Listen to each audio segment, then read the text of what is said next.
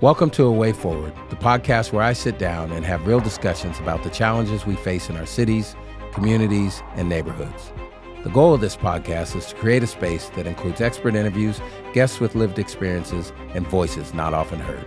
I'm your host, retired Police Chief Daniel Hahn, and I will bring my experience in law enforcement, community, and education to each conversation so that together we can build a way forward. I want to welcome Dr. Colette Harris Matthews to A Way Forward. And I'm just going to say a few things about you so you don't have to go over it and people know who some of your background. Dr. Harris Matthews holds a bachelor's degree and a master's degree in education and education leadership, and has a doctorate degree, has spent over 20 years in higher education, both as a professor and in different leadership roles. And now, amongst all the other things that you do, you are on the board of trustees of, if not the largest, one of the largest community college districts in California, with multiple campuses in the Sacramento region. And so let's start with talk a little bit about your upbringing and some of the core things you learned or experienced growing up that still impact you and are some of the things you lean on in your leadership roles today. Well, thank you for having me. I'm really happy to be here and happy to share my story, because my story, people think of it as you're a unicorn, and I'm like, I don't think of myself as being that unique. I'm from South Sacramento, grew up in Sacramento, native Sacramentan, and so I'm proud of Sacramento, to call Sacramento my home. There's not a lot of people who can say, I'm a native Sacramentan. I love it when we get people like that, because I'm one of them. Yeah, I know that about you. And so in terms of being a native Sacramentan, I grew up here, went to Elk Grove Unified School District, and so I have to say that really my education began before my parents are not educators by trade, but valued. My mom would say, we speak English only in this house, so we don't speak slang. We don't, we speak in complete sentences. All of us went to speech therapy. I think we might have had some of the same parents. when we were little, but went to Elk Grove Unified School District, Charles Mack, Rudder, Valley High School, and then Sac State. So my bachelor and master's are from Sac State. Charles Mack. My wife went to Charles Mack. Yeah, see, I knew some of those things, because I know she's a Valley Viking too. Yep. But in going to some of those schools, I will say that even in preschool, I went to preschool, had the opportunity to go to preschool. And I have been showing my preschool and kindergarten picture, and I say, guess which one I am? Because I went to school, relatively with all white people, on the front and center. Stood out a little bit in the picture. Stood out a little bit, same, in school in a dress and little, shoes. But I will say that I've always loved school, though.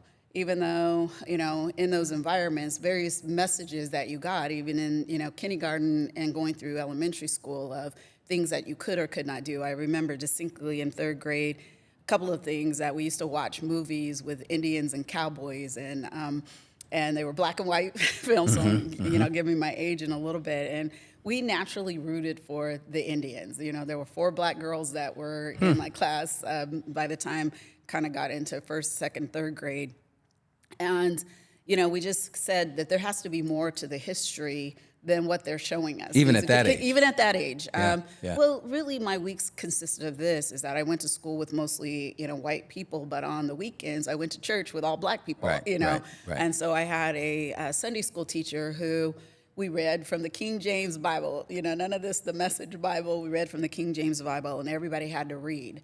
And she would say, we're going to read, and no one laughs at anybody, and we're going to sound out words. If someone has a problem reading, we're not going to laugh at them, and we're going to wait for them to sound out the word. And if they ask for help, then we're going to, give them help. So a lot of my education also came through the church as well. So learning to read, learning to be confident in front of people. You always had to give your Easter speech.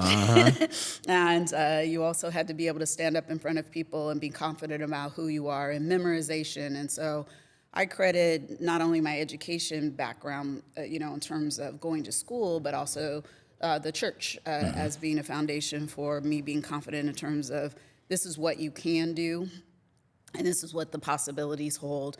Along the way, I had different teachers who made me feel like, hey, you can do more than this. There was a history teacher that I had that he let you stay in at recess and lunch, and not so much recess, but lunch period. And he also offered you extra credit to go out and find different things about who you are and your identity. Oh, wow. Yeah, he was the first I don't person. recall anything like that in my education. See, I tell you, extra credit. He pretty much was like, he wrote everything on the board. He said, just follow the notes here, you'll be able to pass the class. But it was the extra credit. And in those extra credit, he taught outside of the curriculum. And so that's where I probably first, Malcolm X, Martin Luther King, Maya Angelou, people who were seminal to being, Black identity. He was not a Black man. In fact, we called him White Jesus. His name was Mr. Christensen, taught at Valley High, and was a good history teacher. He taught the curriculum, but during the lunchtime, he said, and for extra credit, he said, go out and find current events that really help you understand who you are, and they're historical. And so that's definitely not part of the standard curriculum. Not the standard. It wasn't part of the standard curriculum. I mean, you kind of glossed over slavery. Yeah, Martin Luther King and stuff were, but some of those other people you said were not. We're not. Marcus Garvey. He was really. But once you found it, the Britannica, Encyclopedia Britannica, they went around and sold those. And so, come from a neighborhood that was multicultural. I mean, literally, we had everyone who lived in our neighborhood. Our next door neighbors were white, but then another next door neighbor, she still lives in the house, and you probably, Linda White, I grew up on a street that there were African American, Latinas, a variety of folks, and y'all got along. And we got along. And when you went to their house, you had a respect for who they were. You could hear mariachi music playing at the neighbors across the street. A lot of people went to the Catholic school around the corner. That there was a fence between the Catholic school, Charles Mack, and St. Charles Borromeo. People went to Catholic schools, so I had an understanding of the haves and have-nots of who got to go different places. And from a child's eyes, there was a swimming pool that we got to go to on the last day of sixth grade, and we went to the swimming pool, and we're never allowed to swim in the swimming pool except for the last day of school. So we knew the difference between haves and have-nots. But as a kid, I enjoyed, the neighborhood I grew up in, being able to playing with others, not feeling so much less than. I jokingly tell people that I really didn't know that I was Black or, until I was in junior high. And people said, this is what Black people do or don't do. But I was also someone who said, I know that I can do different things, and yes, because I'm a Black person, this informs what I do, but it also makes me want to do more, and I also had an understanding of people doing more from the Sunday school teacher who taught me to read. So I'm like, she's teaching me to read. She's a teacher. She's not a credentialed teacher like we would see in elementary, but she is credentialed as far as I'm concerned. At that age, you're not thinking credential or not credential. But I've always enjoyed Sacramento. I've watched Sacramento go from, kind of a, what they call cow town and small Used place. to be called that a lot. It used to be called that a lot, down to the bells, People that moved here from L.A. or something. This town is boring.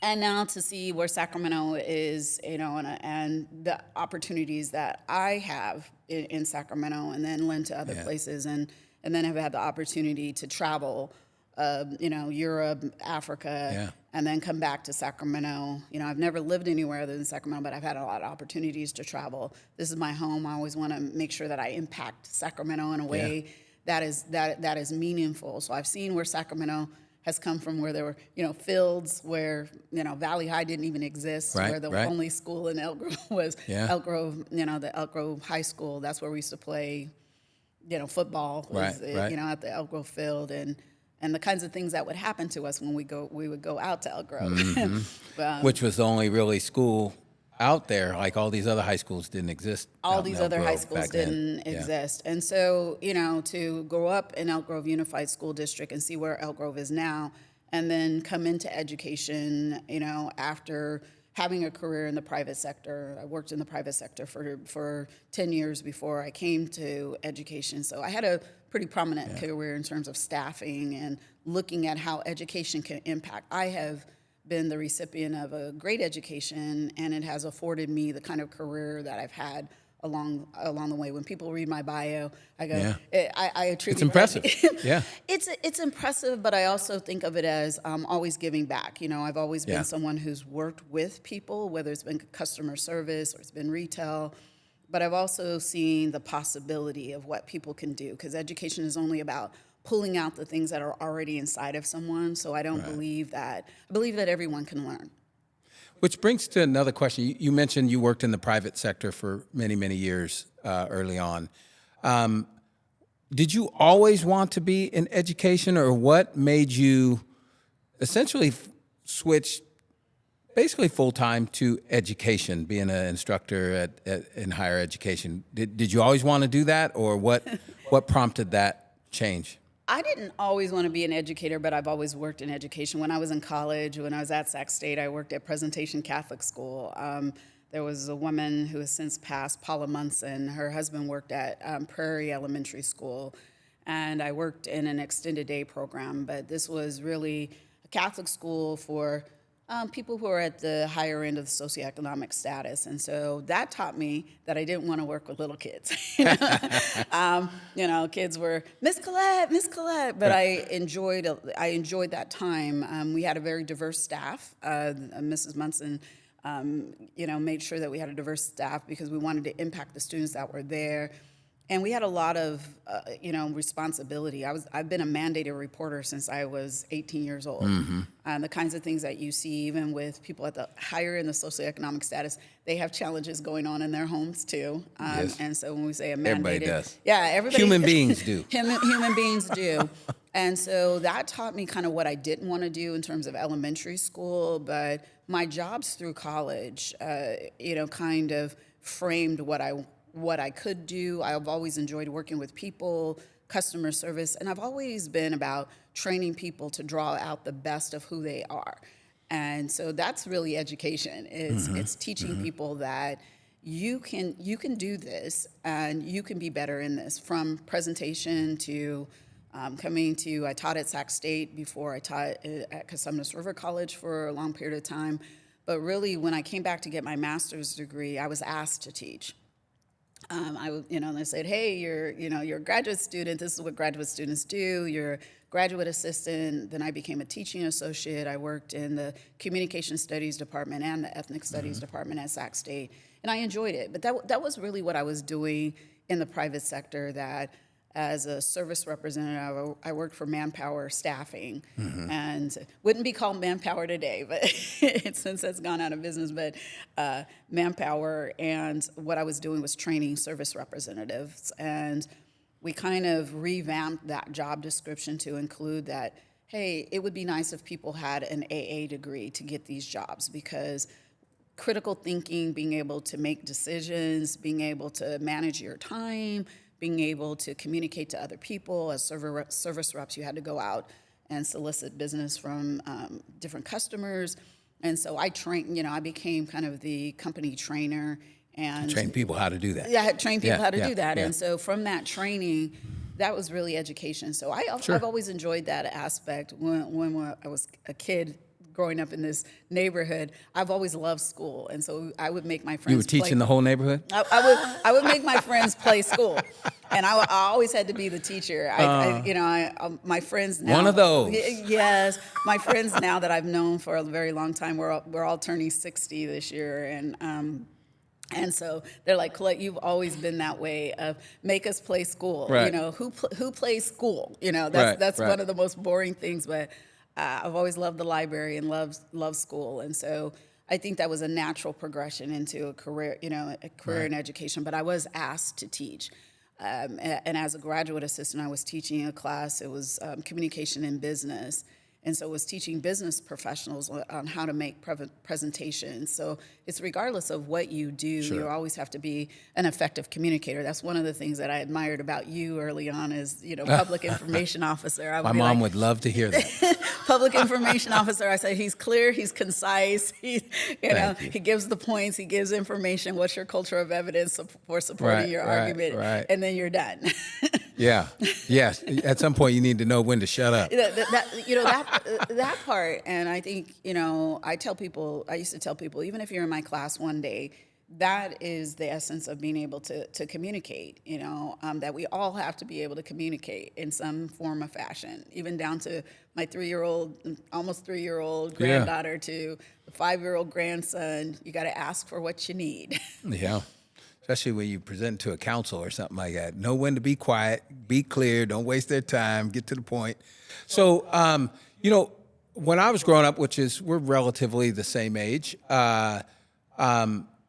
education was always viewed and preached to us as something that would definitely help you achieve your goals, whatever those goals might be. Like education was this really good thing and that you should go and get your college degree. Like in my house, we didn't talk about it a whole lot. It was just known you're going to college. Yes. And the only thing my mom really ever talked about is whatever college you go to, I got you, right? Which is the same thing I unfortunately start hearing my mom come out of my mouth when I talk to my daughters. Like, I don't care where you go, me and your mama got it. Like, go where you need to go to fulfill the things that you need to do. So, and community colleges, at least here in California, and especially in Sacramento, were always huge. City College, I went to City College, CRC, and American River College, depending on where I need, but primarily City College. What do you think, and there's been a lot of recent and longstanding things that have happened in education over the years, and we'll get into some of those. But the first thing I'm curious about your thoughts on is, what do you think, as you know, this program is about how do we make tomorrow better for all people. And what do you think the role of community colleges are in making life better for really all people? Like, what do you think that role of the community college is, being on the board of trustees? And the emphasis is on community. As I was running for political office, as I was running for the board of trustees, the kind of stories that people told about either that they got their start at a community college, or that their child is currently going to a community college, and the hope that they have. And I think that that's what community college has always been. It's a hope. So when I taught in London in our study abroad, in the Los Rios Study Abroad program for 4 months, and in London, there's no such thing as community college. I mean, Totally there's career different, tech, career education programs, but they're not considered like the creme de la creme of you go to university kind of a thing. And so when we think about California community colleges, Los Rios is the second largest community college district in California. And California really has this emphasis on community college that is known and respected across the nation. Since I've been elected, I've had the opportunity to go to Washington, D.C., and I am Los Rios's American Community College trustee representative, and so 1,500 community college professionals across the state. And anytime you say you're from California, people will say, what's our way forward? What is the value? And look to us in terms of leadership. And so I say that the community college provides hope.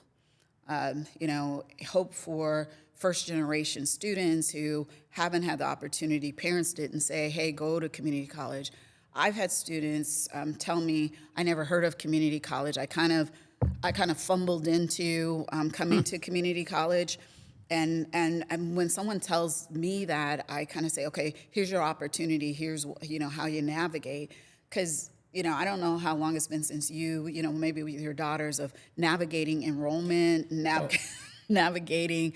I don't want nothing to do with it. Financially, it takes the FAFSA and all that. Oh my gosh! It takes quite a bit and some patience to do that, and it's also a disclosure of some very personal information in terms of the FAFSA. How much do you make? Who who claims you on their taxes? Your tax information could be more difficult depending on what your family's dynamics are. Your family dynamics are.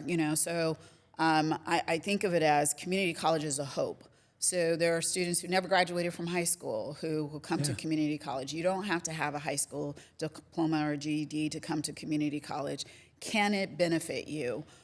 Students who come from other countries and they enroll in ESL classes and then navigate to transfer level courses, the number of people who benefit from coming to community college. I had a student who had been in the country for 4 months, Cambodian student, and she's like, "Can I pass your class?" And she did. She did pass the class and did relatively well, but her English was a very literal English, not a conversational English. Right. There's certain things that we say that are conversational that you would have to know the difference between formal and conversational English. But it helped her to understand conversational English too, of saying different statements that, the man upstairs, that's not a literal, the man upstairs. But anyway, I think that community colleges provide a hope. Good. So, having two daughters that have just in the last 2 years navigated this whole going to college and everything, one goes to a CSU and one goes to private school in Arizona, but is both explored to a certain extent the community college. But what I would hear often enough to remember is that there were students that still had an impression of the community college, like, I don't want to go to the community. I'm going to a real university, which they meant a 4-year university. I say that, but I also have to say many of their friends still went to community colleges. But it feels like there's still an impression out there among some young people that it's almost like the community colleges below them, even though I think most of the people I know started out at community colleges. They still graduated from Sac State or Stanford's, but they initially went to community colleges. What do you do you still see that to a certain extent, that people's impression of the community college is like they want to go to a 4-year college instead, even though there's a lot of benefits of going to a community college? No, so people are aspirational. I knew a young lady who was like, she played basketball at Valley, and she said, "I'm going to UConn." Straight to the top. Straight to the top. She wasn't starting. Starting at Valley. But the impression that people have is something that they see. March Madness. We just came through March Madness. I'm playing the NFL next year too. Yeah, those kinds of things, and so.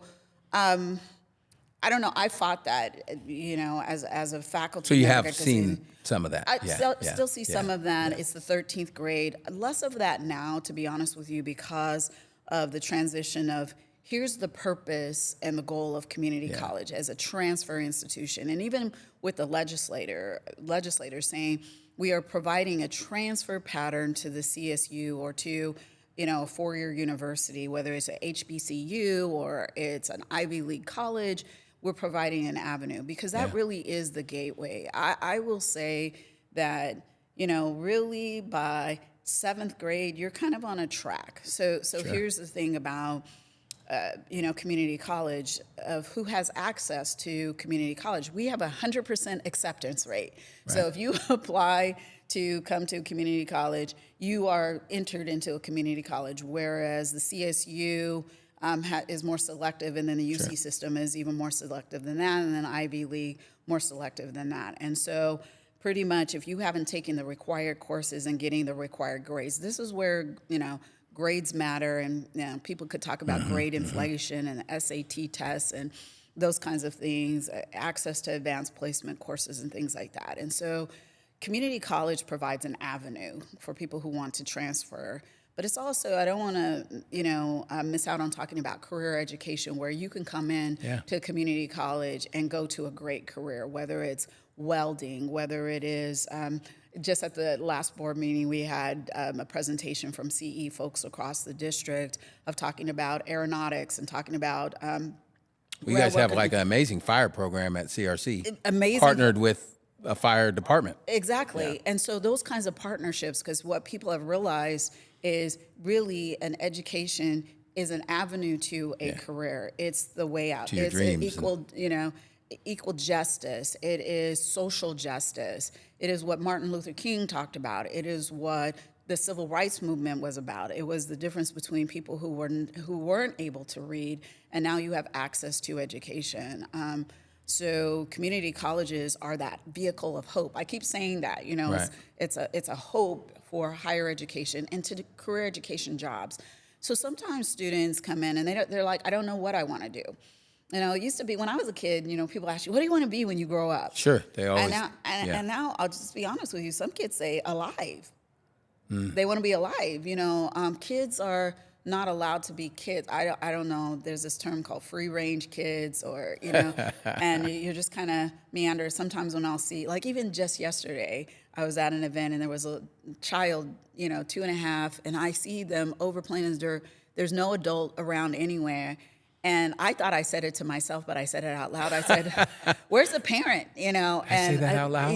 Yeah. But the mother was a little ways over, and she goes, "I saw you looking around." She goes, She said, "She's fine." I'm watching. Yeah, she's fine. But I was like, I just think about the avenues that people have and how children are being raised today, and what access that they will have to jobs, and what access they will have to education, because project literacy, the literacy rates in the United States are quite low, and in Sacramento, quite low as well. And so it's taking away people's ability to look at going to a 4-year school. Like your daughters, talked about in the home of, you're going to go to college. We still have a whole generation of people that nobody has in their college. They're the first person in their college to go to college, right? First person to graduate. Yeah. There's still a large. In my daughter's home, both their parents have advanced degrees, so they have an added benefit. Exactly. We still don't know how to navigate how to enroll, though. I can tell you. Well, I can tell you the same. I can tell you the same thing. That one of the things as a trustee is to try to help my nephew, navigate how to enroll. Probably includes making some phone calls, huh? Well. Honestly, it is to sit down and say this is important, and policy-wise, when on the board of trustees, my role is to listen, but also to say, okay, what barriers do we have towards people enrolling? Right. It's not to fix it, but what kind of policies do we have in place, and what kind of practices? Because the board has one employee, is the chancellor. We don't, I don't go to the, registration office and say, hey, you need to fix this. But I need to know when I'm at the dais, I've been in the role for 5 months, and when I'm on the dais, when people are giving presentations, I'm thinking about the student that you just described that is like, okay, I don't want to go to community college, but there's something else that, community colleges are doing, dual enrollment, that you can go to a community college as a junior and senior, and in high school, and take classes. Margaret Fortune and Fortune Schools of the early college, high school of the motto list from 9th, you could potentially earn your AA degree before you even graduate high school. By the time you graduate from high school, and there are some people who have already done that. Kids who are homeschooled. They come to community college. When I was very young instructor. That there was a woman who, 14 years old, she was in my class, her mom was like, here's what you're going to do during the summer. So people kind of figured it out. Then you would have to ask for an exception to be made. Now, those are opportunities. I was just talking to my daughter this morning about dual enrollment, and a lot of people don't know that they could take community college classes and also take high school classes. Like folks who are bored with high school or it's not for me, or I'm not doing well in this class. I don't think you're not doing well in this class. Sometimes it is that you're simply bored, and you've learned, let me act out over here, or this instructor is not as engaged as they need to be. And that's not a slight against, teachers. Teachers do a heavy lift. I say that going back to my days of presentation, I was like that I didn't want to be a kindergarten teacher, but I have much respect for kindergarten teachers. I think that's foundationally what they do to create, what do you want to be? Is school possible for you? I believe that every child can learn to read and write, and education benefits them.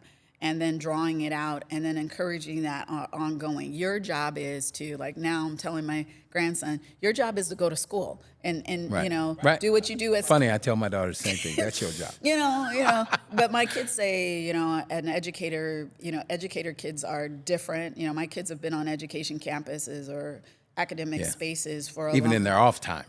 in their off time, taking them to lectures and things like Right. that. I took my youngest daughter, to see Angela Davis, and she's like, "Who's this person?" We're waiting around the line, and it was at UC Davis, and she's like, "Who's this person?" She's sitting there doing her homework, and I was like, "Okay," I'm like, "She's quiet. Let me just let her be." Right. I'm like, "This is a big deal." They remember it later, though. That's what I which- tell people, because I remember stuff that I didn't want to do. They remember. it. They remember now. I mean, when she was at my Yeah. youngest daughter is the only non-Sac State. She's like, I'm not going to Sac State. All the family members have gone to Sac State. She went to Seattle Pacific University. And she's like, "Mom, we're doing this project." And Angela Davis came up, and I told people I went. I met her, in person. And my mom has a signed book by Angela Davis, and I was like, "Yeah, that's not how I remember the story." But it's like, okay, doing your homework. Yeah, exactly. Yeah. So, last couple questions. There's several challenges in higher education going on right now that I think you, because of your experiences, you're probably got a lot of insight into both those. But the first one I want to talk about is just not only community colleges, but the four-year universities, some of the challenges with enrollment that we've seen. I know in Los Rios, enrollment was dropping prior to COVID, and COVID did a number of things, and enrollment's kind of coming up now again. But like if you look at places like Sonoma State and some of the other CSU campuses, so Sonoma State just canceled all their athletics and canceled some of their degree programs. I think a big part of that is enrollment that's been challenged for several years now. And you hear other CSUs talking about combining admin functions because of enrollment and funding and things like that. But just specifically enrollment, what do you think both community colleges and the universities, because one of the goals for a lot of students is to transfer to universities, and the less options that they have, these are some of the probably the more common universities that Los Rios students would transfer to, that now if they don't offer their degree program or they don't offer the sport that they play, well, then obviously that school's off the table, and now the pool of people is larger for fewer numbers of institutions. So what do you think I guess the institutions of education should be working on, thinking about in regards to enrollment, the challenges with enrollment? And that's a very real question. There are some administrators that within their title is enrollment management, and there's a whole field of study, a graduate study of enrollment management, of how you think about enrollment. But I'll tell you, because I came from the private sector before I came to public institutions, that my mind has always been, what's the value? What's the return on the investment? And I was told when I first started teaching, don't worry about that. Like early on, I taught classes with 5 students in it. I'm like, how cost effective is this? That I'm teaching a class with 5 students in it. You make it value added because those 5 students deserve quality, quality of instruction. But when we think about enrollment now, people have options. And I'll even say there's 2 things that I'll point through in terms of enrollment. People are having less children. Mm-hmm. People are having less children. And then when people get to high school, we're graduating fewer students. Students select that. I'm just not interested in high. I'm just not interested in high school and education. It's a place where I'm being maligned because of maybe my background, maybe my sexual identity. So it starts even before the college years. It starts even before the college years. And then as a nation, we have moved away from the value of education. Right. That, and now you're seeing the Department of Education being dismantled. And so when we talk about education, we have to think about what are we trying to do? What are we trying to do in terms of basic, fundamental, what do people need to function in society? If I'm hearing you correctly, if I don't find value for whatever I'm going for, right, and for me personally, in going to college, then why would I go? why would I go? Make it work for me. What's in it for me? Right. In terms of coming to community college, if a grade defines me as opposed to what is it that I can do? So when I graduated with my bachelor's, I have a Bachelor of Arts in Communication Studies. And it's like, well, what can you do with that? Well, I had already, I'd been in education, I worked retail and then I worked in education, and I decided both of those were not my ultimate career goals. And as I was looking for jobs, people go work for the state. That, with your background, go work for the state. And very steady, reliable job. Yeah, get a good income. You can go retirement. Exactly. Yeah. Those are the kinds of things that I was encouraged. But I did an internship with the Human Rights Fair Housing Commission, and in that internship, there were some great leaders who taught me this is what it means to be a professional. This is policy. This is how we transform our community. So I've always worked with people and defining this is what I want to do in a career. And then you have to think about, well, how do I live? How do I make enough money to live on? How do I, where do I want to live? Some of it's Sacramento, but it's then, I got married in Sacramento. I'm not moving away from Sacramento. Right. My family's here. I can afford to be here. But it is that educationally and enrollment, we have to make sure, how do students get in, get out? I call it Project Get Out. Robert, I want them to leave. Well, with something though. With something, but what is it that you want to do? So like I said, in terms of teaching introduction to public speaking, students will say, why do I have to take this class? You have general education. It's to make you a well-rounded person that you can go out and you can work in a variety. You can critically think. Like there's some jobs that you can teach. Yeah, that's the next step, right? How does it help me achieve what I want to do? Exactly. As opposed to, okay, I have to take it. Yes. And so because I worked in the private sector before I came to an academic space, understand the connection between these are skill sets. I was just reading an article about here's the 20 skills that we say that we want for someone working in a work environment. Like working from home requires discipline. Taking an online course requires discipline. That if you didn't have that kind of discipline, getting yourself up in the morning, like I stopped getting my kids up in the morning when they were in elementary school. Here's the alarm. I'm like, if you get through all these things and you're dressed and ready, you can watch a little television before school. You got about a half-hour window of you can watch TV, and it was safe TV, PBS, that kind of a thing. And so when we look at enrollment, we have to look broader. Who's the pool of people who can be enrolled?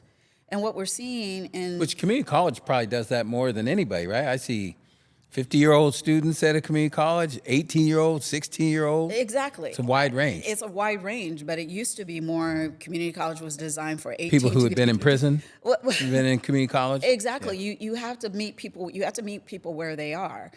People coming back for a second career, retirees who I always wanted to paint, and I have some rudimentary skill sets in terms of painting, and now I want to come and take an art class of understanding how to draw anatomy, which is quite, I was the dean over the art department for a while, and they were like, Colette, come in and show us that you can draw. How to look. And but honestly, I felt more confident. I mean, as a whole, afterwards. Yeah. But, understanding how to draw an ear and, as the brush, I can do better than stick figures now. Okay, that's and good. so Good. it's an entry level, and you're creating a confidence in someone. But it's also that if a student has to take this for transfer their general education, it's giving you skills that you can then transfer to a different environment. You never know when you might have to. Sure. You might have to employ that. Like I know a lot of random facts because I have a GE background, so. Whether it is weather and understanding, general weather and patterns. I'm like, oh no, it's not going to rain today because those are cumulostratus. Don't start. Exactly. I mean, but I enjoyed science from that point of view, but I didn't understand that I knew that until after I took those classes. So I think enrollment, community college is 100% acceptance, but community college is still a secret in Sacramento. Even though we are the second largest community college district, people have that, it's 13th grade, what am I really gonna do? If I'm not getting the classes that I want, If I drop a class, I'm like, don't drop a class. You can pass this class. It's that faculty at community college it's a teaching institution, whether that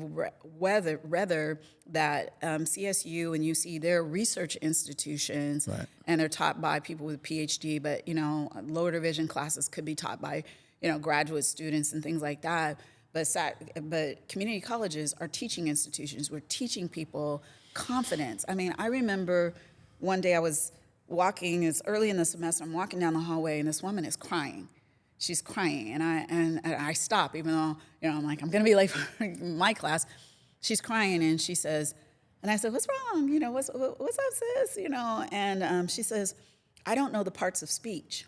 She goes, I just came out of a class and She done told that to the wrong person. yeah, she says, I don't know the parts of speech. And I paused because I was like, parts of speech, I was like, I said, I probably couldn't rattle them off right now, to you, but I said, and I couldn't, I said, these Right. are things that I foundationally know, but when you say parts of speech and name them. Right. And so what I told her was, I said, sis, it's something you can learn. And I said, don't be afraid of it. I said, embrace today's we're in the first weeks. I said, and it's not worthy of crying. It doesn't define you to not know that. I said, ignorance is something we don't know. That's all Right. being ignorant Right. is, but you can learn that. This same student, fast forward, a few years later, I was at an event and she came up to me and she goes, you don't remember me. She says, I was the student that was crying in the hallway. And she goes, I got my AA and I transferred to Sac State. And those are the kinds of stories. I've been in Sacramento long enough, and I've been in education now that I have success stories that people walk up to me and say. You probably didn't even probably forgot all about that student because you see so many students, didn't think about her, and then she comes up and tells you made a difference that day. You know what? That particular student, when she reminded me, I do remember that because it was profound of how she was crying. She was crying as if this is a profound, I cannot do this. I cannot make it. I'm getting ready to leave. I thought, someone had punched her, or I thought something had, catastrophically happened. But for her, that was catastrophic, that she couldn't remember. But on the flip side, that's what community college affords people, is the belief that you can do something. And, I'll share further that this was an African-American woman. There's, you need to see people that look like you so that I don't know how many other people might have stopped her in that way. But when I'm on campuses, even now from the or even how she responds to somebody talking to her. Yeah. But even the Her fact comfortable. that she left the class, she probably didn't cry in the classroom, Right. but she cried outside of the classroom. But people don't know the amount of things that people go through to get. This was a student, a more mature student. So what she had to go through to even be there. To even be there. So that's what community college, and that's enrollment. But it's people who start. How do we retain them? Yeah. And how do we help them accomplish their educational goals? So I think community colleges do a really good job of that.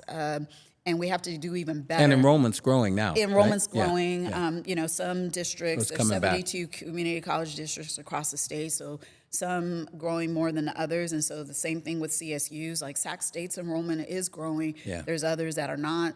Sonoma State is Some of one. the smaller ones. An administration decided certain things, and even though that's a stark, okay, we drop these things. Is simply speaking that it's funded through the state of California. Right.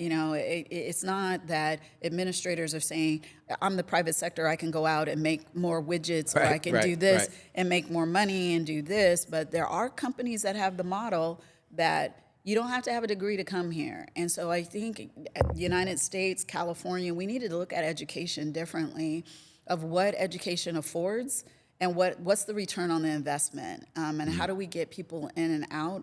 But also, how do we look at our economics? I'll just be honest with you. I look at Los Rios in terms of the economic driver in Sacramento, the kinds of companies that are coming here, the kind of companies that live here, that leave here. Even the Sacramento A's. I was about to call them.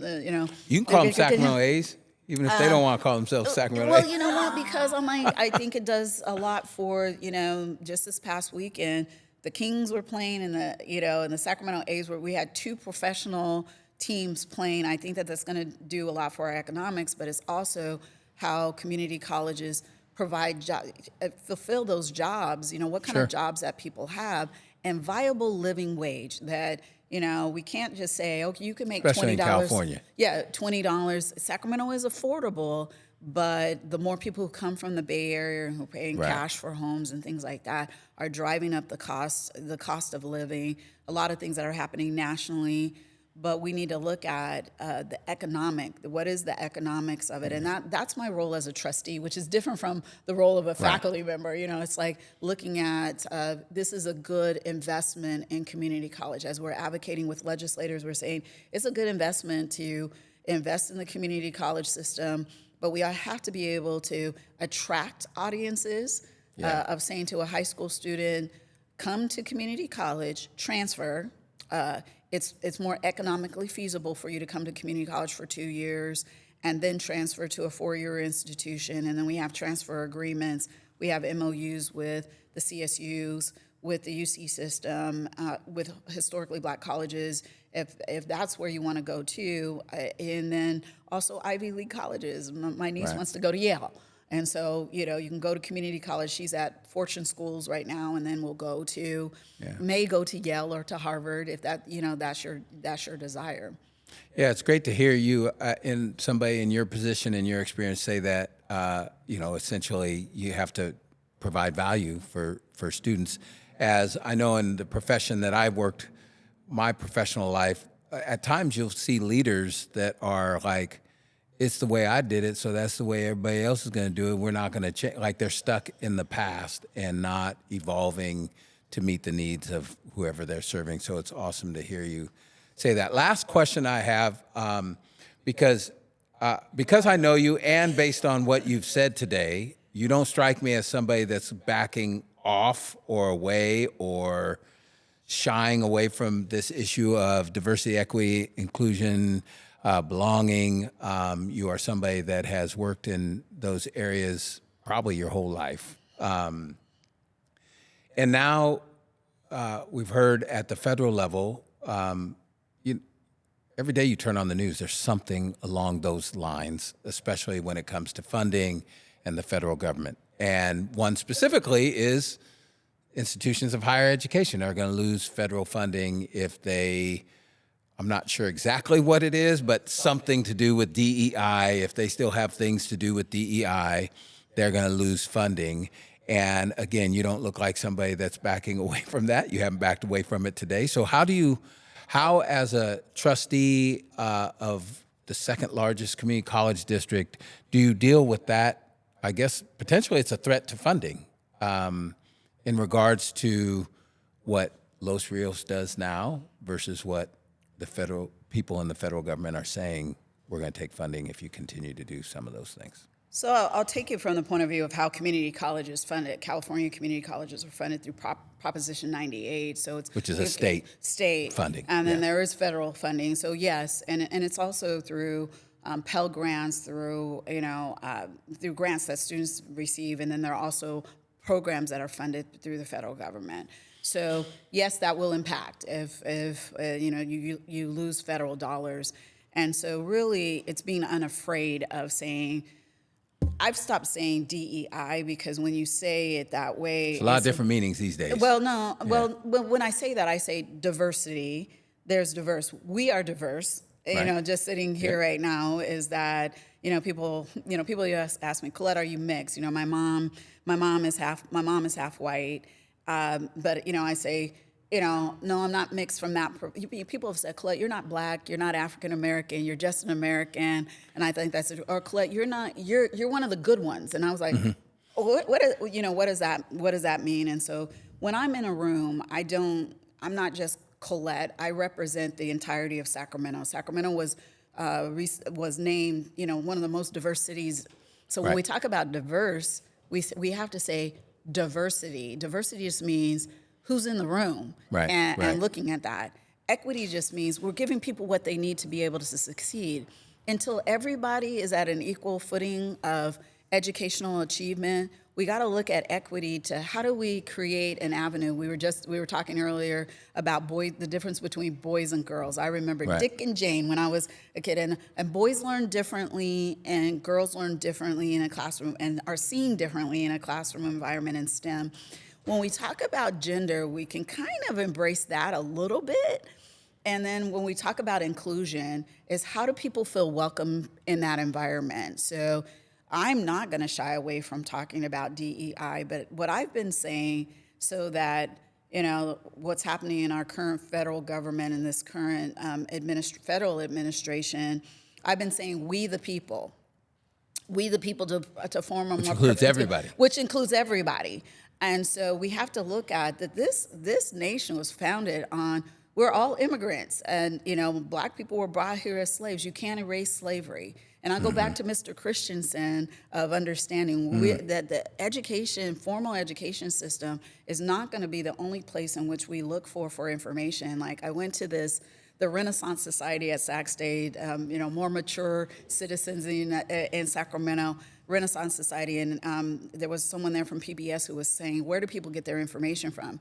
Podcasts, YouTube channels, different sources of information other than the national news, which is based on marketing and people capitalism.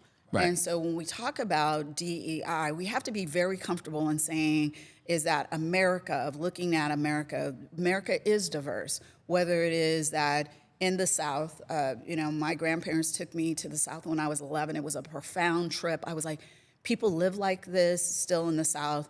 We went back 2 years ago. I've been to the South since then, but 2 years ago was the last time that I went to Selma and some other places. And I was like, the work that Brian Stevenson is doing in terms of the Lynching Museum and Equal Justice Museum. And we have to remind, this is our history. It's a history founded on racism. Even in Sacramento, you've done a lot of work, but I was just at a Nat Colley at McGeorge School of Law. They just did a special about Nat Colley and senior and the work that Nat Colley did in Sacramento in terms of housing, addressing and housing. Many other things. And many other things. Speaking before the Supreme Court and, before the Justice Committee of nominations for, I think it was Kennedy, in terms of McGeorge. And so when we think about DEI, it's here to stay. There's an article in Forbes magazine that talks about 13% increase in DEI. Like, I don't know about you, but I've worked in environments, and even on the dais, in Los Rios, I'm the only African-American who serves on the Los Rios board. There's a Latina, and then I'm the only African-American woman. There's Destin Johnson as well. And when we think about the diversity of the Los Rios board, it informs our students, it informs our faculty, and here in a few months, another year, we'll hire a new chancellor. And that chancellor needs to have an understanding of what are the makeup of our students, and it's diverse. Community college is diverse. Sac State, the same thing, is who's succeeding and who's not. Those numbers disaggregate out. Losing funding, we have to think about funding community colleges in a different way too. My niece goes to USC, and every building at USC... Named after somebody? Named after someone.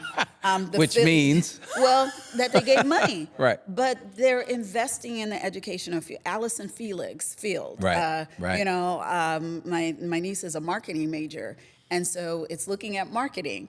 And marketing is based on demographics. We need to unapologetically say, erasing certain groups from the United States, erasing certain groups in Sacramento, their history and their background. You cannot do that. Even if you say, we're going to stop your funding, that's a threat. What else are you going to fund?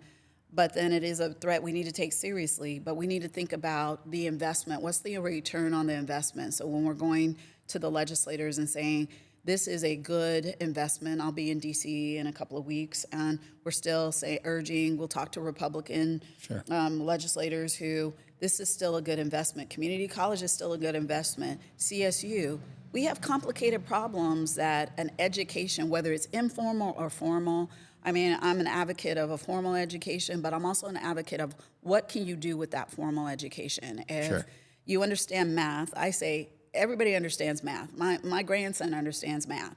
He taps a card now. He doesn't get money, but he can tap a card. I'm like, you just can't keep tapping the card. Tap, tap, tap. You gotta have money. You have to have money in the bank. Some point you're gonna have to pay it. Exactly. Or people who are drug dealers, people football players. Everybody has an understanding of math, whether you're doing things that are legal, illegal. And we want people to do, legal activities. But I was like, don't say, I'm doing this because I didn't have other opportunities. That's what, community college and college should be doing. And that's why you're seeing, community colleges and colleges offering programs to students, whether it's international students.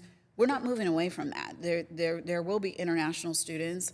The foundation, I used to have a pocket guide of the U.S. Constitution. When I first announced my candidacy, you take an oath of office to uphold the Constitution of California. When you are sworn in, again, to uphold the Constitution of California in the United States. And I say, this is my home. I too sing America, Langston Hughes, I too sing America, that this is my America. I'm not leaving. People who say, I respect if you feel you want to, move to Europe, but Europe has their challenges too. No, I ain't going nowhere. Europe has their challenges, and I've had the ability to travel to, to Africa as well. And I'll look back and say, these are foundationally things that make me say, I'm a proud African American.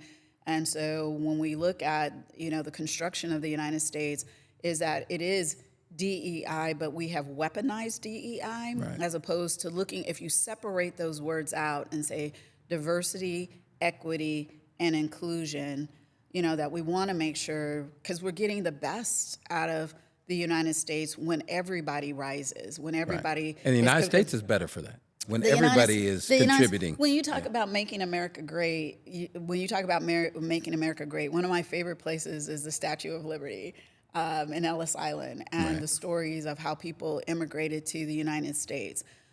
Even being in D.C., when you walk around the monuments and you see the contributions of Americans, whether it's Native Americans, whether it is, Irish who've come here. When I worked at the Catholic school, there were Irish nuns who I still stay in contact with, who, one of them has moved back to Ireland, but she talked about, here's what I've learned. So I gathered information from, the diaspora, being able to travel broadly. But when we think about DEI, we can't shy away from it. Threats and living in fear. There have been people who've had to give their life for you and I to be sitting here, having a podcast, and participating. And so for me, as I celebrate my Diamond Jubilee this year, I'm going, it's the give back that, because of an education, to whom much is given, much is required. And I take that seriously. So I realize that that's real, the thread. And, I am in those rooms of navigating the financial, but it makes me say, when we spend things, how are we spending? How are we allocating the budgets that we have, and ensuring that students at the end of the day have the opportunity? But I encourage people to look at the investments that we've had in Sacramento. We're both Sac State graduates. Yes.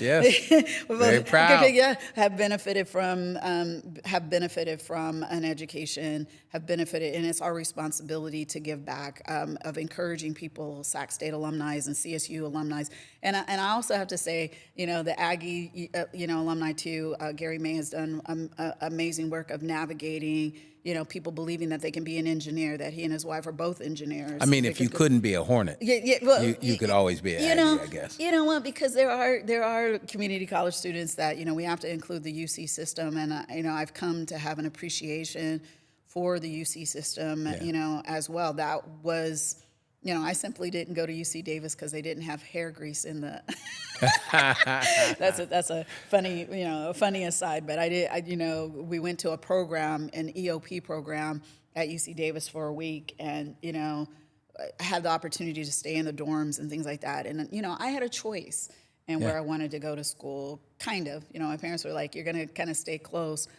But when we think about that, that's the DEI. There's always been an outreach to students, and then what's the return on the investment, education and DEI, and talking about those things and fighting for equality and equity in educational opportunities is something that I will always do. So that's, as long as I'm on the board and as long as I'm in Sacramento, it's going to be from the babies, from our preschoolers, to believing that they can read and that they can navigate the educational system, and also fighting for injustices that occur where students are mistreated because of the color of their skin, or they're mistreated because of their sexual orientation. Right. We need to be able to say how we treat people and what they accomplish. We want to pull out the best of them. Sure. and offer them that kind of hope. So last question.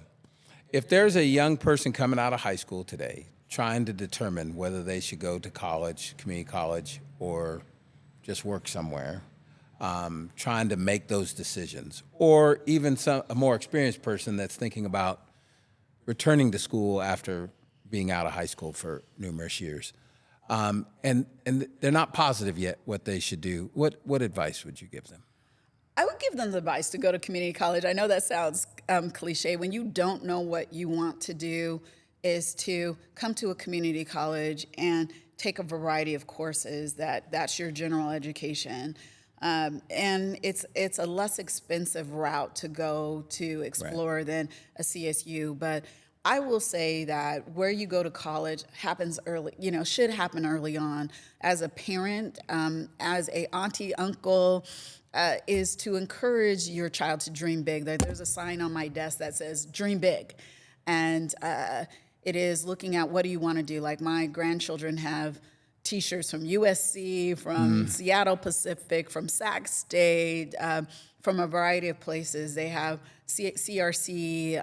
Just so it becomes part of the norm, or part of their life. It becomes a part of a norm, and even now, I look at, like yesterday, Sac State had a spring football game, and I marveled at the number of young people that were there. It was a free event, and I wondered how many of them, this is the first time that they've been to Sac State, right. And it's free, opportunity. I was like, great outreach opportunity. Mm-hmm. And so it is to dream that you can come, not just play football, but if you want to play football, that's great, but you academically belong here too. It helps you to understand the connection between, well, why am I doing well in this class?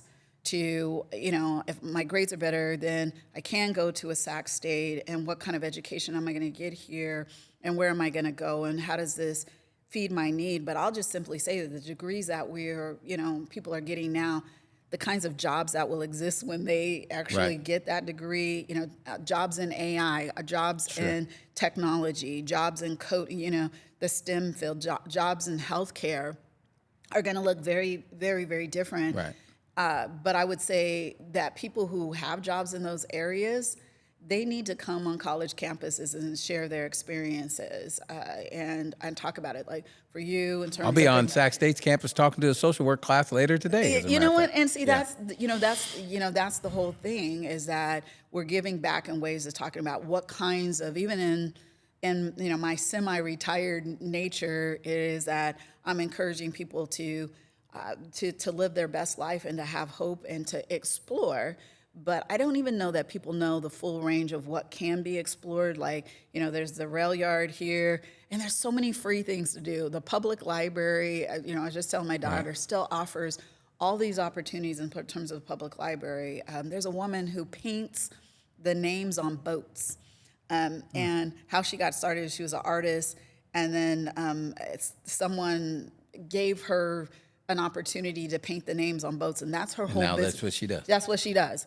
And I said, who knew? But when you think about names on a boat, somebody's got to do it. Somebody's doing it. And they look nice. It's not like I can go out and go, I have nice handwriting, but I'm not going to paint on the side of a boat. But it's those kinds of things, that the kinds of jobs and the kinds of things that people want to do. Looking at agriculture and growing your own food. People are getting chickens, right. Because they're look at the, so they're like, how do you have an organic farm and organic farming? People are doing a variety of things, being an entrepreneur.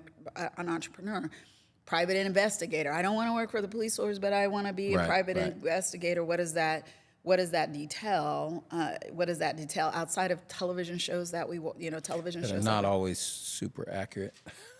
You know what? See, things like that. But I think that, someone who works in those arenas or has worked in those arenas, or what will jobs in the future look like? And the United States, as opposed to saying we're number one, is to say, really, we are training people on the variety of educational opportunities so that they can go out and impact. We look at the problems that we have. Sacramento homelessness is to create solutions really requires people who are thinking outside of the box. It's not your normal 10 years ago we did this.